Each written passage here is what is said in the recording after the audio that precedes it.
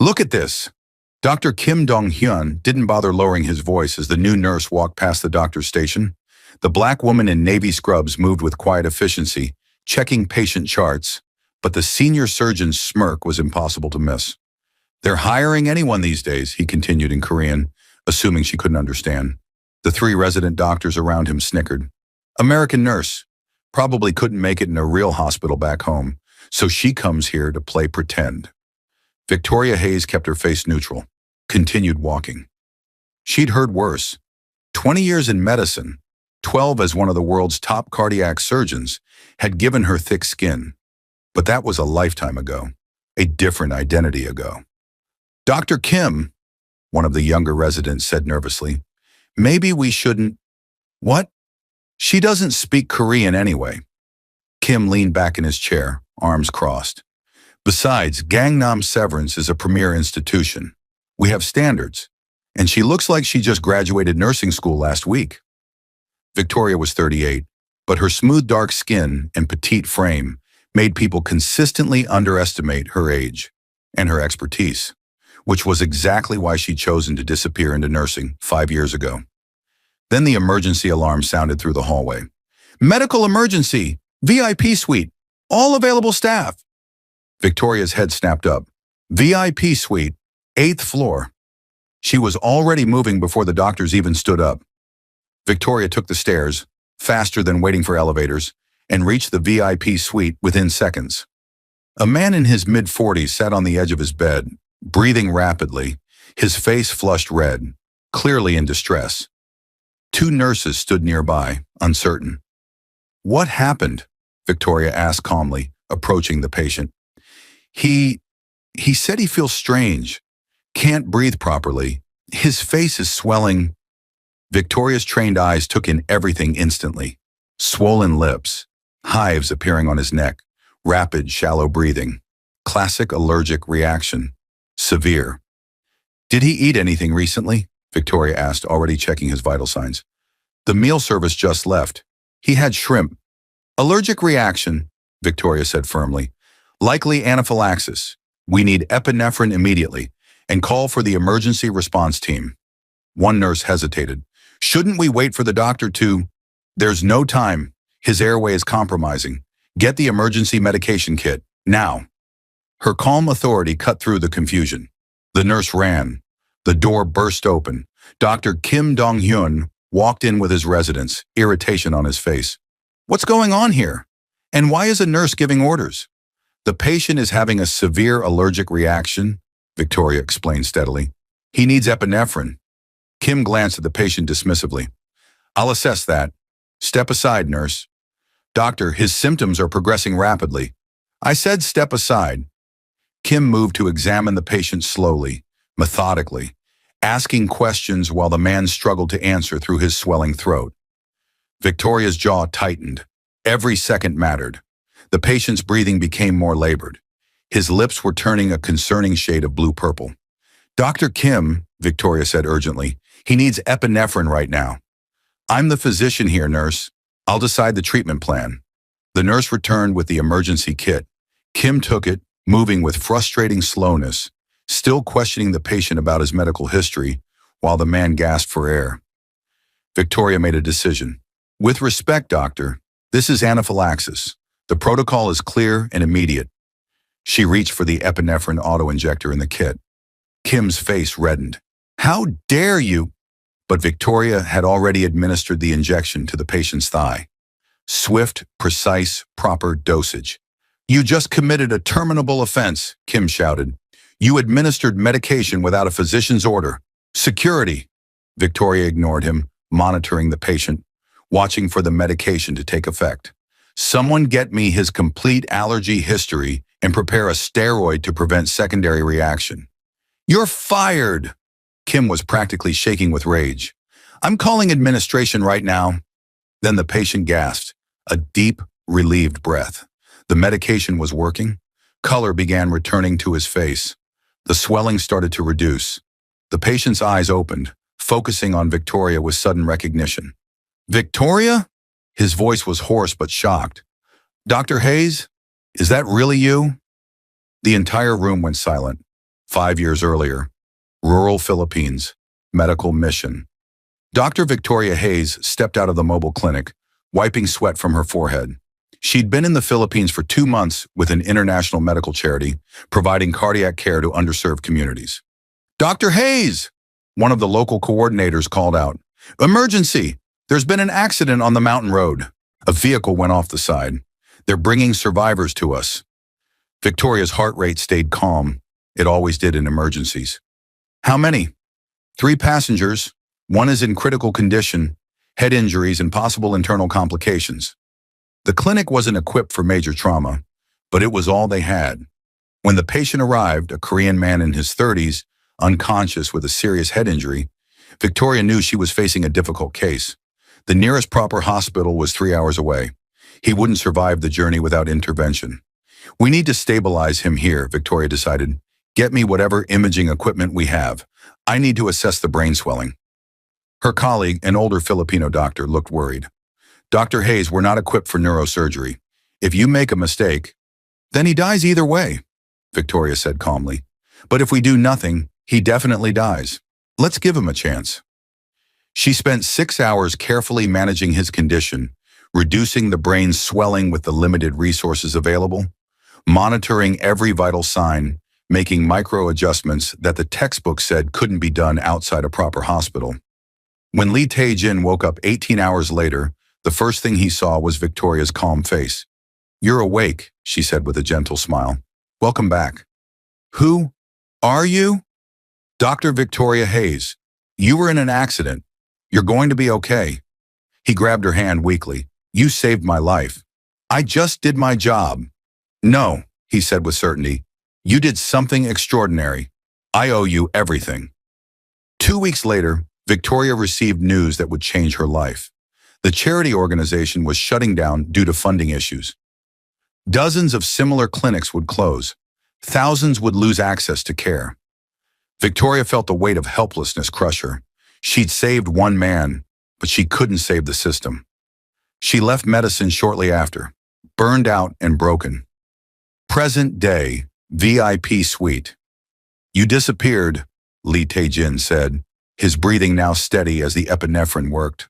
I looked everywhere for you. I wanted to thank you, to repay you for saving my life. Victoria kept her voice professional. The charity shut down. I needed a change. Medicine became too heavy.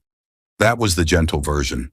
The truth involved months of depression, questioning everything, wondering why she'd spent her whole life mastering a skill that couldn't fix broken systems. Dr. Kim cleared his throat. His demeanor completely changed. Chairman Lee, I sincerely apologize for any misunderstanding. Had I known Nurse Hayes' background? Her background? Tae-jin's voice was cold despite his weakened state. Dr. Victoria Hayes is one of the finest cardiac surgeons in the world. She's pioneered techniques that are taught in medical schools. She's received international recognition for her humanitarian work. He looked at Kim with disdain. And you treated her like she was incompetent. I heard you. In the hallway, before this happened. Kim's face went pale. Chairman Lee, I assure you. Be quiet. Tae-jin turned to Victoria. Why are you working as a nurse?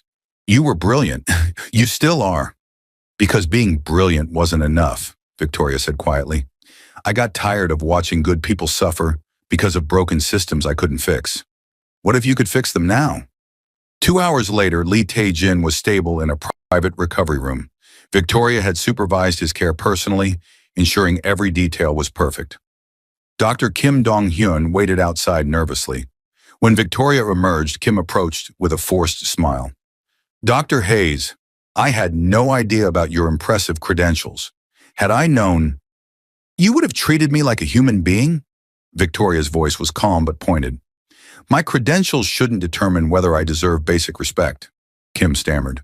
I didn't mean to imply. Yes, you did. She looked at the residents standing nearby. All of you did. Let me ask you something. How many experienced professionals do you think leave this hospital because of the culture here? How many brilliant nurses, technicians, younger doctors who don't fit your narrow definition of proper? One of the residents spoke up quietly. Dr. Hayes, why didn't you tell anyone who you were? because I wanted to see if competence alone would be enough. Clearly it wasn't. She paused. But that's about to change. What do you mean? Kim asked nervously. Chairman Lee has made me an offer. I'm considering it. Kim's face went white. He knew what kind of power Lee Tae-jin wielded. Please, Kim said, his voice shaking slightly. I made a mistake. I'll do better. We all will. Victoria studied him for a moment. Words are easy, Dr. Kim. I want to see action. Starting tomorrow. Inside the recovery room, Tae-jin was sitting up, much improved. You should still be resting, Victoria said, checking his monitors. I'm fine, thanks to you. Again, he smiled. Now let's talk business. Taeyang Pharmaceuticals owns 43 hospitals across Korea, and we have a problem. What kind of problem? The kind you experience today.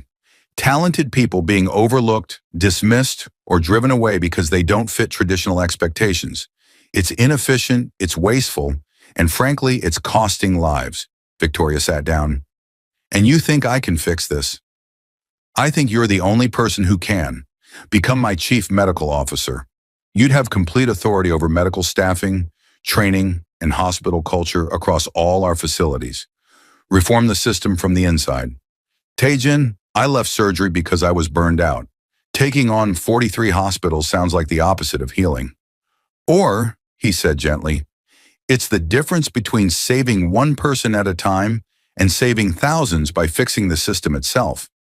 You couldn't fix the broken charity structure 5 years ago, but now you'd have the resources and authority to actually make change happen. Victoria was quiet, the weight of the offer settling over her. Think about it, Tae-jin said. No pressure. But Victoria, hiding your light doesn't honor the people you couldn't help before. It just means fewer people get helped going forward.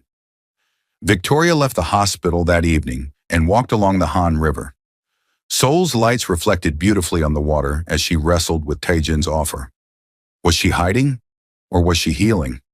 She thought about the medical mission in the Philippines, about the patients she'd helped, about the helplessness she'd felt when the funding disappeared and all that good work ended.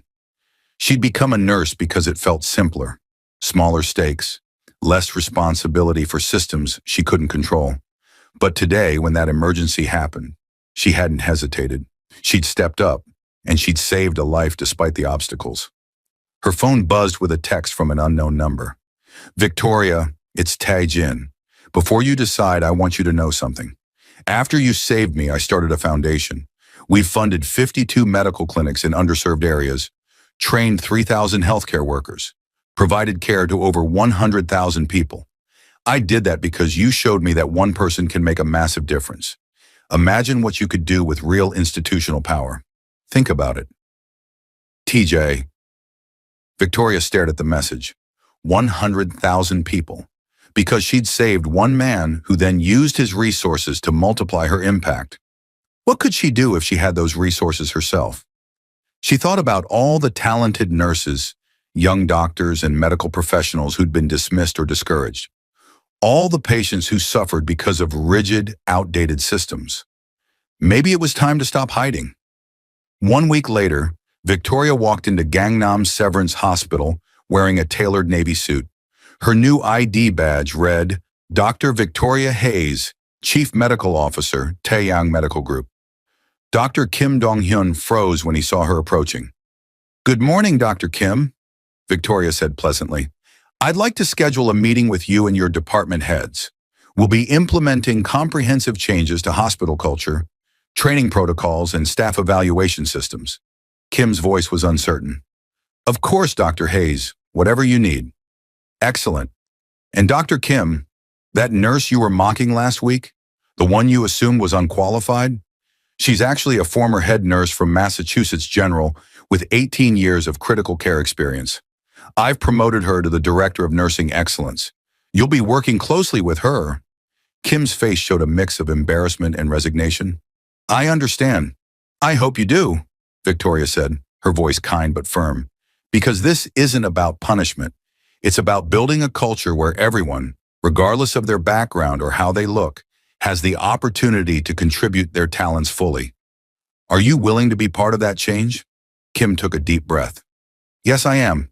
And Dr. Hayes, I genuinely apologize. I was wrong. Victoria nodded. Apology accepted. Now let's make sure it doesn't happen again. To anyone. She continued to the executive elevator where Lee Tae-jin waited, now fully recovered, smiling broadly. How does it feel, boss? He asked. Terrifying, Victoria admitted, but also right. Like I'm finally where I'm supposed to be. Good, because we have 42 more hospitals waiting for transformation. Ready? Victoria smiled, feeling truly herself for the first time in 5 years. Let's change everything, she said. And they did. The moral lesson of this story is that your worth is not determined by others' ability to recognize it, but you have a responsibility to use your gifts, even when they go unappreciated.